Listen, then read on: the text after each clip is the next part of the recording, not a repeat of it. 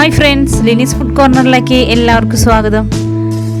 നമ്മളിന്ന് ചെയ്യുന്നത് കൊച്ചയില, അതായത് ചെറിയ ഇല എങ്ങനെ വെച്ചാലാണ് വളരെ സ്വാദിഷ്ടമായ രീതിയിൽ കിട്ടുന്നത് എന്നുള്ളത് ഞാൻ നിങ്ങൾക്ക് വ്യക്തമാക്കി തരാം. അപ്പോൾ അതിനു മുന്നേ എൻ്റെ ചാനൽ ഇതുവരെ സബ്സ്ക്രൈബ് ചെയ്യാത്തവരൊന്ന് സബ്സ്ക്രൈബ് ചെയ്യുക, തൊട്ടടുത്ത ബെല്ലൈക്കണും കൂടി ഒന്ന് പ്രസ് ചെയ്യുക. പിന്നെ ഞാൻ എല്ലാ ദിവസവും രാവിലെ 6 മണിക്ക് ഇതുപോലെ വ്യത്യസ്തങ്ങളായ ഒത്തിരി റെസിപ്പീസ് അപ്ലോഡ് ചെയ്യുന്നുണ്ട്. അതിൻ്റെ നോട്ടിഫിക്കേഷൻസ് നിങ്ങൾക്ക് കിട്ടുന്നതിന് വേണ്ടി ഓൾ എന്ന ഓപ്ഷനും കൂടി മറക്കാതെ ഒന്ന് പ്രസ് ചെയ്തേക്കണേ. അപ്പോൾ നമ്മുടെ വീഡിയോ സ്കിപ്പ് ചെയ്യാതെ മുഴുവനായിട്ട് കാണാൻ ശ്രമിക്കുക, കാരണം ഇതിൻ്റെ ഇടയ്ക്കിടയ്ക്ക് ഒരേ ഇൻഗ്രീഡിയൻസ് നമുക്ക് ചേർത്ത് കൊടുക്കാനുണ്ട്. അപ്പോൾ അത് കാണണമെങ്കിൽ സ്കിപ്പ് ചെയ്യാതെ മുഴുവനായിട്ട് കാണാം. നമ്മൾ കൊച്ചയില നല്ലതുപോലെ കഴുകിയുടെ വെച്ചേക്കാണ്. അത് നമുക്കൊന്ന് കട്ട് ചെയ്തെടുക്കണം. പെട്ടെന്ന് തന്നെ നമുക്ക് കട്ട് ചെയ്തെടുക്കാൻ പറ്റിയ രീതി നമ്മൾ സിസേഴ്സ് ഉപയോഗിച്ച് തന്നെ ഇതുപോലെ നമ്മൾ സാധാരണ ചെയ്യുന്ന പോലെ തന്നെ അതിൻ്റെ ആ മുള്ളൊക്കെ കളഞ്ഞ് ചെകളൊക്കെ കളഞ്ഞെടുക്കുക. ഉള്ളിൽ നിന്ന് അത് ആ വേസ്റ്റിങ് വലിച്ചെടുത്ത് കഴിഞ്ഞാൽ അയില ക്ലിയറായി. പിന്നെ ഇത് നമുക്ക് ഉപ്പിട്ട് ഒന്ന് മൺചട്ടിയിലിട്ട് ഒന്ന് ഉരച്ചെടുത്ത് കഴുകിയാൽ മാത്രം മതി, നല്ല നന്നായി ക്ലീനായി കിട്ടും. അപ്പോൾ നമുക്ക് ആദ്യം തന്നെ ഇതിൻ്റെ ഈ വേസ്റ്റൊക്കെ ഒന്ന് കളഞ്ഞെടുക്കാം. നമ്മൾ ഈ കൊച്ചയില കാണുമ്പോൾ ഓർക്കും അധികം കറി വെച്ച് കഴിഞ്ഞിട്ടുണ്ടെങ്കിൽ വലിയ ടേസ്റ്റൊന്നും ഉണ്ടാവില്ലെന്ന് ഓർക്കും. പക്ഷെ തേങ്ങ അരച്ച് കറി വെച്ച് കഴിഞ്ഞാൽ എനിക്ക് അത്ര രസം തോന്നാറില്ല ചെറിയ ഇല. ഇത് ഞാൻ ഈ പറയുന്ന പോലെ വെക്കുകയാണെങ്കിൽ വളരെ ടേസ്റ്റാണ്. ചോറിൻ്റെ കൂടെ മാത്രമല്ല, നമ്മൾ പുട്ടിൻ്റെ കൂടെയും അതുപോലെ കപ്പയുടെ കൂടെയൊക്കെ കഴിക്കാൻ വളരെ രസമാണ്. ഈ ടൈമിൽ ഈ ഇതുപോലെയുള്ള അയിലയാണ് കിട്ടുന്നത്. പക്ഷെ നല്ല നെയ്യൊക്കെ ഉണ്ട്. അപ്പം ഞാൻ അയിലെല്ലാം കട്ട് ചെയ്ത് കഴിഞ്ഞ് മൺചട്ടിയിലിട്ട് കല്ലുപ്പിട്ട് നല്ലതുപോലെ ഉരച്ചെടുത്തതാണിത്. നമുക്കതുപോലെ ചെയ്ത് കഴിഞ്ഞാൽ പെട്ടെന്ന് തന്നെ നമുക്ക് ക്ലീനായി കിട്ടും. അപ്പം നമുക്ക് വറക്കാനുള്ളത് ഒരു 3-4 വരഞ്ഞിടാം. കറി വയ്ക്കാനുള്ളത് ഒറ്റ വരച്ചിട്ട് മാത്രം, വാല് മുതൽ തലവരെ ഒറ്റ നീളനെ ഒരു വരയിൽ മാത്രം ചെയ്യുക. നമുക്കതുപോലെ എല്ലാ അയിലയും വരഞ്ഞെടുക്കാം. അപ്പം ഞാൻ വലുതാണ് കറി വയ്ക്കാനായിട്ട് എടുത്തിരിക്കുന്നത്, ചെറുത് വറക്കാനായിട്ട് വരഞ്ഞു വെച്ചിട്ടുണ്ട്.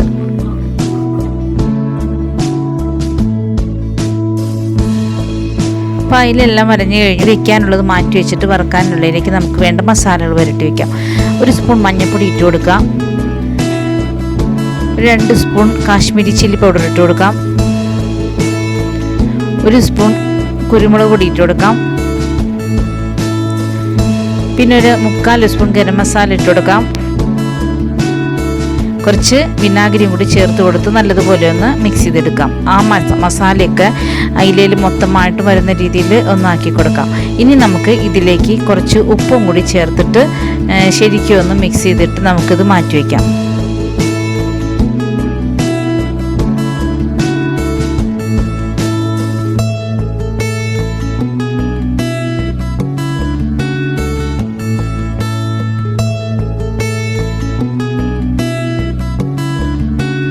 അപ്പോൾ നമുക്കിത് ഇനി മാറ്റി വയ്ക്കാം. ആ സമയം നമുക്ക് കറി റെഡിയാക്കാം. അതിനുവേണ്ടി ഞാനിവിടെ ഒരു പാത്രം സ്റ്റൗവിൽ വെച്ചിട്ട് വെളിച്ചെണ്ണ ഒഴിച്ചു കൊടുത്തിട്ടുണ്ട്. ഫ്ലെയിം ഓൺ ചെയ്തിട്ടുണ്ട്. അപ്പോൾ അതിലേക്ക് വെളിച്ചെണ്ണ ചൂടായി വരുമ്പോൾ നമുക്ക് കുറച്ച് പച്ചമുളക് അരിഞ്ഞത് ഇട്ട് കൊടുക്കാം. പിന്നെ ഉള്ളി കുറച്ചധികം വേണം. പിന്നെ ഇഞ്ചി, വെളുത്തുള്ളി ഇത്രയും ചേർത്ത് അരിഞ്ഞത് നമുക്കിതിലേക്ക് ചേർത്ത് കൊടുക്കാം. വേപ്പില ഇട്ട് കൊടുത്തിട്ടുണ്ട്. ഉള്ളി നമുക്ക് ഏതാണ്ട് 1 കപ്പിന് മേലെ നമ്മൾ ഉള്ളി അരിഞ്ഞത് എടുക്കുക. ഇങ്ങനെ നമ്മൾ കറി വയ്ക്കുമ്പോൾ ചെറിയ ഉള്ളി എത്ര കൂടുതൽ ചേർക്കുന്നോ അത്രയും ടേസ്റ്റ് ആയിരിക്കും. ഈ പറഞ്ഞ അളവിൽ എല്ലാം ചേർത്ത് കറി വെച്ച് കഴിഞ്ഞിട്ടുണ്ടെങ്കിൽ നല്ല രീതിയിൽ നമുക്ക് ഈ കറി ടേസ്റ്റോടുകൂടി വെച്ചെടുക്കാൻ പറ്റും. ചെറിയ ഉള്ളി തന്നെ വേണം. സവാളയൊക്കെ ഇടുന്നതാണ് നല്ലത്. ഈ ചെറിയ ഉള്ളിയാണ്. ഇത് നല്ലതുപോലെ ഒന്ന് മൂപ്പിച്ചെടുക്കാം.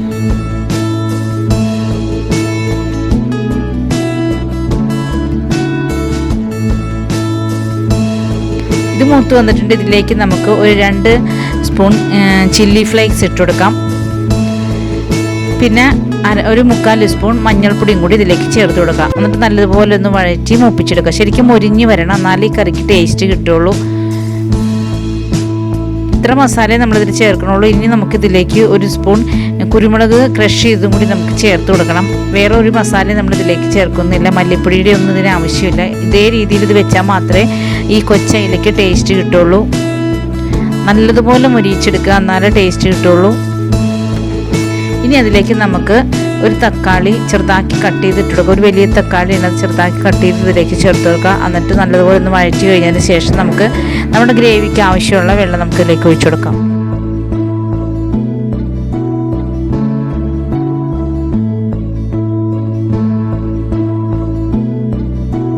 ഇനി ഇതിലേക്ക് ആവശ്യത്തിനുള്ള ഉപ്പ് ചേർത്ത് കൊടുത്തിട്ടുണ്ട്. കൂടെ നമുക്ക് ഒരു 2 ടേബിൾ സ്പൂൺ വിനാഗിരിയും കൂടി ചേർത്ത് കൊടുത്തിട്ട് മൂടി വെച്ചിട്ട് ഒരു 5 മിനിറ്റ് ഒന്ന് തിളപ്പിച്ചെടുക്കുക. ഇപ്പോൾ 5 മിനിറ്റ് കഴിഞ്ഞിട്ടുണ്ട്. നമ്മൾ വരഞ്ഞു വെച്ചിരിക്കുന്ന അയില ഇതിലേക്ക് ചേർത്ത് കൊടുക്കാം. ഈ കൊച്ചയില നമ്മൾ ഒത്തിരി നേരം ഒന്നിട്ട് വേവിക്കേണ്ട ആവശ്യമില്ല. ഫുൾ ഫ്ലെയിമിലിട്ടിട്ട് ഒരു 10 മിനിറ്റ് കുക്ക് ചെയ്താൽ മാത്രം മതി. അപ്പോൾ ഇതിൻ്റെ ഉള്ളിൽ ശരിക്കും മുളകൊക്കെ കയറി നന്നായി വെന്ത് കിട്ടിക്കോളും. ഇതെല്ലാം ഇട്ട് കൊടുത്തതിന് ശേഷം ഒന്ന് ലെവൽ ചെയ്തിട്ട് വെള്ളമൊക്കെ ലെവൽ ചെയ്തിട്ട് നമുക്കിത് മൂടി വെച്ചിട്ട് ഒരു 10 മിനിറ്റ് നമുക്കൊന്ന് വെയിറ്റ് ചെയ്യാം.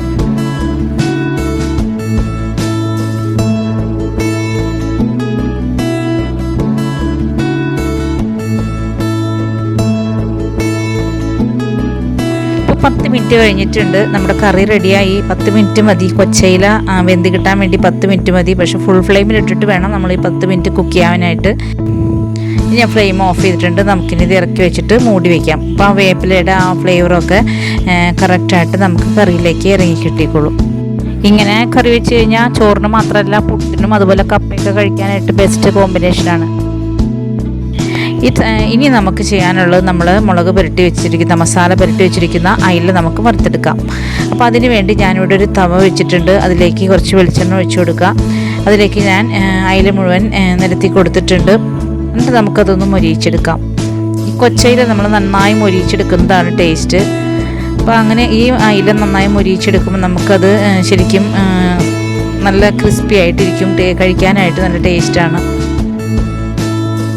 ഇതൊരു സൈഡ് മൊരിഞ്ഞ് കഴിഞ്ഞിട്ടുണ്ട്. നമുക്കത് മറിച്ചിട്ട് കൊടുക്കാം.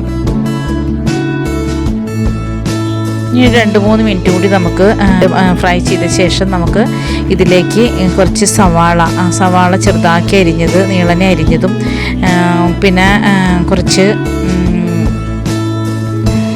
ചെറുനാരങ്ങ നീരും കൂടി നമുക്കിതിലേക്ക് ചേർത്ത് കൊടുക്കണം. കുറച്ച് വേപ്പില ഇട്ട് കൊടുക്കണം. അപ്പം നമുക്ക് ഈ അരിഞ്ഞ സവാള നമുക്ക് ഇതിലേക്ക് ഇട്ട് കൊടുക്കാം. വേപ്പില ഇട്ട് കൊടുത്തിട്ടുണ്ട്. ഇനി കുറച്ച് ചെറുനാരങ്ങ നീരും കൂടി പിഴിഞ്ഞിട്ട് നമുക്ക് ഇത് മൂടി വെച്ച് ഒരു 2-3 മിനിറ്റ് ഒന്ന് ലോ ഫ്ലെയിമിൽ ഒന്ന് ഫ്രൈ ചെയ്തെടുക്കാം.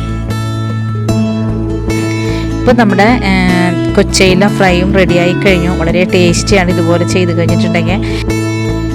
അപ്പോൾ കൊച്ചയില നമ്മൾ കറി വെച്ചതും ഫ്രൈ ചെയ്തും എല്ലാവർക്കും ഇഷ്ടപ്പെട്ടെന്ന് ഞാൻ വിശ്വസിക്കുന്നു. ഇഷ്ടപ്പെട്ടാൽ ലൈക്ക് ചെയ്യുക, ഷെയർ ചെയ്യുക, കമൻറ്റ് ചെയ്യുക. പിന്നെ നമ്മുടെ ചാനൽ ഇതുവരെയും സബ്സ്ക്രൈബ് ചെയ്യാതെ ആരെങ്കിലും കാണുന്നുണ്ടെങ്കിൽ ഒന്ന് സബ്സ്ക്രൈബ് ചെയ്തേക്കണേ.